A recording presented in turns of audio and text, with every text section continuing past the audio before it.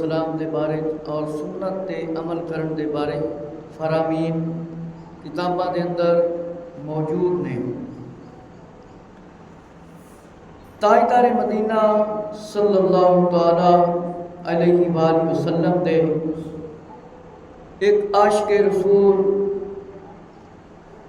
طوبہ بادشاہ جنہ دے نال لکھاں لوگ چلتے سن، لکھاں ہزاراں پیدل ہوتے سن، انہاں دا واقعہ شروع کیتا سی۔ اج میں وہ واقعہ مکمل کرن لگا ہاں۔ شرف النبی صلی اللہ علیہ وآلہ وسلم کتاب حضرت علامہ عبد الملک عثمان نیشاپوری امام حاکم دیوی استاد نے، اور 4 سن 7 دے عالم کہ میرے مسلمان بھائی توجہ فرما کہ تاریخی واقعات دے اندر لکھیا گیا ہے کہ طوبہ نامی بادشاہ نے مکہ مکرمہ پر حملہ کر کے اسے تباہ کرنے کی کوشش کی۔ اپنے وقت کا بڑا بادشاہ تھا جس کے وزراء اور ساتھی لشکر دنیا کے مختلف علاقوں میں فتوحات کرتے رہتے۔ اس کے ایک خاص وزیر جن کا نام امالس تھا ہمیشہ ساتھ رہتا کہ طوبہ کی فوج کے مختلف گروہ دستے 1 لاکھ لوگ پیدل چلتے تھے، اور دوسرا 30,000 کا ایک گروپ اس کا ہوتا، دستہ لشکر، تیسرا 3,000 سواروں پر مشتمل تھا کہ 3,000 لوگ چلتے سن، 1 لاکھ بھی پیدل چلتے سن، اور پھر 3,000 کا لشکر اور 3,000 سواریاں تے بیٹھے ہوندے سن۔ اینا اعلیٰ بادشاہ سی اور پوری دنیا چ اس کا نام سی، اور فرمایا 1 لاکھ نیزہ بعد اس کے ساتھ پیدل چلتے تھے۔ 1 لاکھ بندے جنہ دے کول نیزے ہوندے سن، وہ اس دے نال فرمایا پیدل چلتے سی، اور اتنے بڑے لشکر کو لے کر جس طرف جاتا ہر طرف فتح ہی فتح اس کی ہوتی، کہ اتنا بڑا بادشاہ تھا۔ جدھر جاتا لوگوں کو قبول کرنا پڑتا کہ طوبہ بادشاہ آ گیا ہے۔ جس شہر یا ملک کو فتح کرتا وہاں سے 10 آدمی دنا منتخب کر لیتا، چن لیتا اور اپنے ساتھ رکھتا، شان اور شوکت کے ساتھ یہ مکہ المکرمہ کی طرف آیا۔ اس نے حملہ کیا، حملہ کرنے آیا تھا لیکن خود شکار ہو گیا۔ اس وقت 4,000 اس کے ساتھ حکیم ہوتے تھے، حکمہ 4,000 حکیم۔ کتنے؟ 4,000 حکیم اس کے ساتھ ہوتے تھے، اور علماء بھی اس کے ساتھ۔ 4,000 حکماء و علماء، 4,000 عالم استناد، کنے؟ 4,000 عالم اس کے ساتھ، اور مختلف ملکوں کا سفر کرتا اور ان کو ساتھ لے کر جاتا۔ جس جگہ پر جاتا اس کا اتنا بڑا لشکر تھا کہ مکہ والوں نے کوئی ڈر اور کوئی خوف نہ محسوس کیا، نہ اس کی اتنی تعظیم کی، نہ اس کا استقبال کیا، کہ مکہ والوں نے کوئی اس سے ڈرنے والا کوئی شخص نہیں تھا، کوئی بھی نہ ڈرا، نہ کسی نے اس کا استقبال کیا کہ 1 لاکھ آدمی پیدل چلتے ہیں، 30,000 آدمی اور اس کے ساتھ ہیں، اور 3,000 سواریوں پر ہیں۔ وہ نہ ڈرے کہ جہاں پر جاتا فتح ہی فتح ہوتی اس کی، لیکن مکہ تو مکرمہ کی طرف گیا، اس وقت اس کی کچھ نیت خراب تھی، گیا تو مکہ والے نہ ڈرے، کوئی بھی نہ ڈرا، نہ کسی نے خوف کیا۔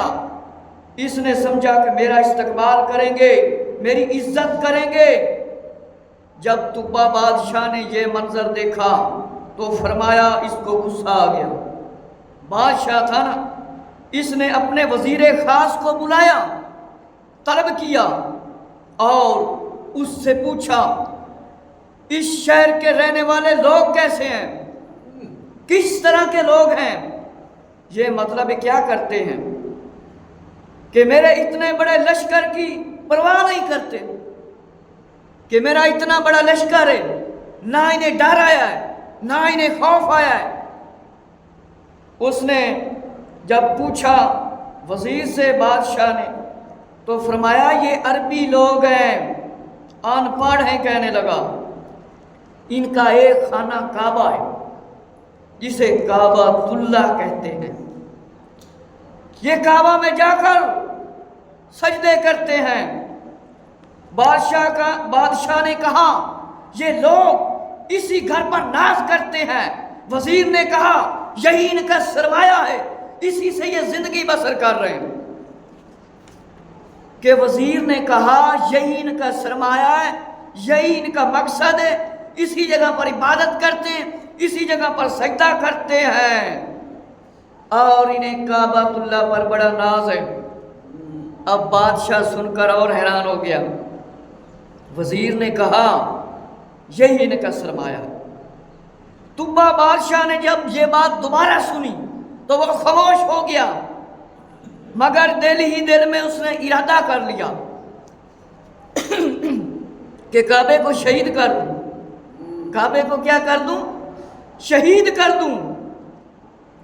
یہ اتنا بڑا بادشاہ، آقا علیہ السلام کی آمد سے 1000 سال پہلے کا اس کا دور ہے، اور جب اس خاموش ہو گیا، اس کے دل میں خیال آیا کہ میں کعبے کو شہید کر دوں، مسمار کر دوں۔ یہ بات کسی وزیر یا لشکر کے سامنے ابھی اس نے کہی نہیں تھی، بتایا نہیں تھا کسی کو کہ میرے دل کے اندر یہ نیت آ گئی ہے کہ میں کعبۃ اللہ کو شہید کر دوں۔ کسی کو بھی نہیں اس نے بتایا تھا، دل میں ایک منصوبہ بنایا تھا کہ دل کے اندر اس کا ایک خیال تھا کہ میں اسے شہید کر دوں، اس کو گھر کو ویران کر دوں اور آدمیوں کو قتل کر دوں، وہاں کے رہنے والے لوگوں کو قیدی بنا لوں، عورتوں کو غلام بنا لوں۔ اللہ تعالیٰ نے فرمایا اس کی حفاظت کے لیے، تو فرمایا اس کے جب اس نے اس کی حفاظت نہ کے نظریے سے سوچا تو اس کے سر میں اللہ نے درد پیدا کر دیا۔ اللہ تعالیٰ اس کی حفاظت تو خود کرتا ہے۔ اللہ تعالیٰ نے سورہ فیل نازل فرمائی ہے۔ ابرہہ بادشاہ کا کیا کام ہوا تھا؟ کھاتا اس کا تمام ہو گیا تھا کہ اللہ اس کی خود حفاظت کرتا ہے۔ میرے مسلمان بھائی، اس کے سر میں اللہ نے ایک درد پیدا کر دیا، اس کے ناک اور منہ سے اتنا بدبودار پانی بہنے لگا، فرمایا نکلنے لگا، کوئی شخص اس کی بدبو سے رہ نہ سکا، برداشت نہ کرتا، جس کے یہ قریب جاتا وہ اس کے قریب نہ جاتا۔ کتنا بڑا بادشاہ، لاکھوں لوگوں کو چلنے والا، اور اب بے بس ہو گیا ہے۔ کیوں؟ اس کی نیت کیا تھی؟ میں کعبے کو شہید کر دوں، لیکن اس کو یہ نہیں علم تھا کہ اللہ نے کعبۃ اللہ کا ذمہ خود لیا ہے۔ میرے مسلمان بھائی توجہ فرما، اس کے ناک سے گندا پانی نکلنے لگ گیا، اور کوئی اس کے قریب شخص نہ جاتا۔ اپنے وزیر کو بلایا اور کہا تمام حکیموں کو اور علماء کو بلایا جائے، ان کو جمع کیا جائے، اس مصیبت سے مجھے نجات دی جائے۔ کہ سارے علماء نو بلایا جاوے، سارے حکیماں نو بلایا جاوے، تے مشورہ کریے مل کے کہ اب کیا کرنا ہے۔ اور بلایا گیا، جب بیماری کا پتہ نہ چل سکا تو علاج نہ ہوا، بادشاہ نے بگڑ کر کہا غصے میں آ کر، اتنے بڑے عالم اور اتنے بڑے حکیم جمائے اور میرے علاج کا کوئی رستہ ہی نہیں نظر آ رہا۔ میری بیماری کا علاج کریں، جلدی کرو۔ اگر یہ آج بے بسی دکھائی دیتی ہے، انہوں نے کہا اگر دنیاوی بیماری ہو تو ہم علاج کرتے، یہ تو ہمیں کوئی جسمانی بیماری لگتی ہے، یہ کوئی دنیاوی بیماری نہیں ہے۔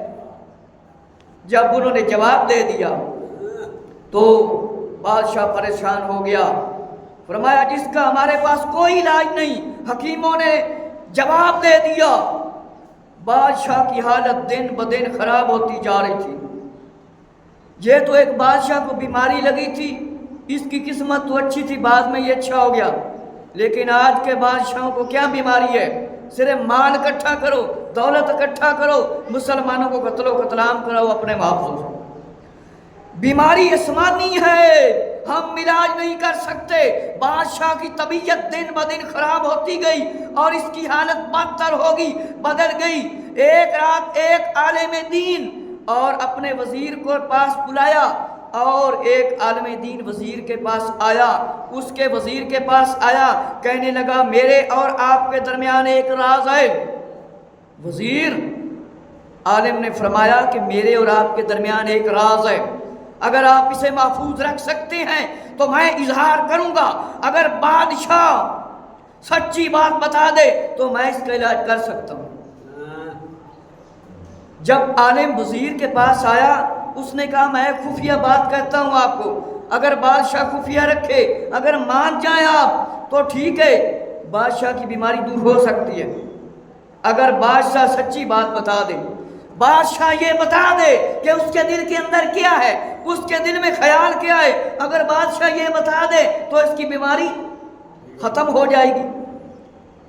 وزیر نے خوش ہو کر بادشاہ کو جا کر بتایا، آگاہ کر دیا، کہنے لگا اگر آپ سچ سچ بتا دیں تو آپ کا علاج ممکن ہے بادشاہ، آپ کا علاج ہو جائے گا۔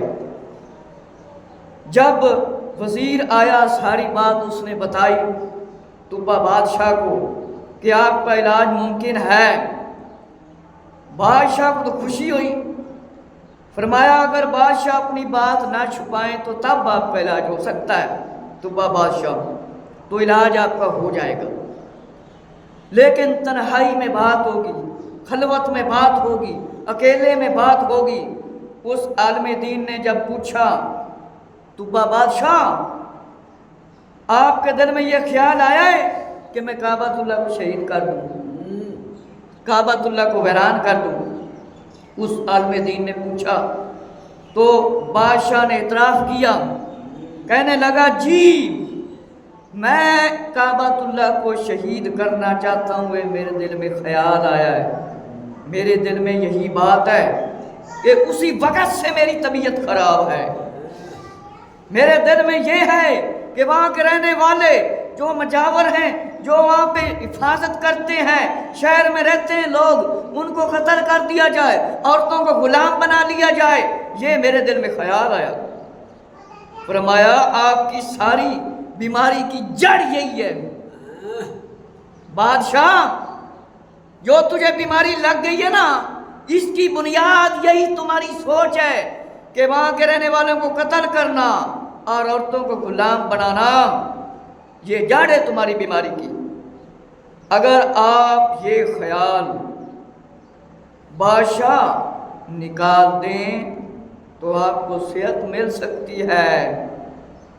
بادشاہ نے کہا میں اس گھر کے بارے میں، کعبہ کے بارے میں برے خیالات کو دور کرتا ہوں کہ میں نے اب دل سے خیال نکال دیا، کہ میں اب دل سے خیال نکالتا ہوں اور بہتری کی طرف آتا ہوں، کہ بادشاہ نے دل سے برا خیال نکال لیا، اب نہ قتل کروں گا، نہ ہی کعبۃ اللہ کو شہید کروں گا۔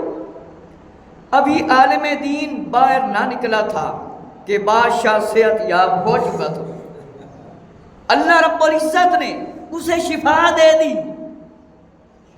بادشاہ اسی وقت اللہ کی وحدانیت پر ایمان لایا کہ اللہ کے سوا کوئی عبادت کے لائق نہیں، حضرت محمد صلی اللہ علیہ وسلم اللہ کے رسول ہیں، دین ابراہیم تے ایمان لے آیا کہ ابراہیم علیہ السلام دا دین اسلام ہے، ہر نبی دا مذہب اسلام ہے، ہر نبی دا مذہب کی ہے اسلام، کہ میں دین ابراہیمی کو قبول کرتا ہوں، اور کعبۃ اللہ کے 7 غلاف اس نے تیار کروائے۔ کتنے؟ 7 غلاف۔ اور دنیا میں یہ پہلا شخص تھا جس نے غلاف کعبہ پر چڑھایا، اور کعبۃ اللہ پر اس نے غلاف چڑھایا۔ یہ پہلا شخص تھا طبہ بادشاہ۔ اس نے کعبۃ اللہ کی حفاظت کے لیے ایک لشکر، ایک دستہ فوج مقرر کیا، اور وہاں کے رہنے والوں کو انعام دیا مکہ المکرمہ میں جو لوگ رہتے تھے، اور پھر وہاں سے مدینہ منورہ کی طرف روانہ ہو گیا، مدینہ کی طرف چل دیا۔ ایک خشک صحرا تھا، صحرا جس طرح میدان ہوتا ہے، اور مدینہ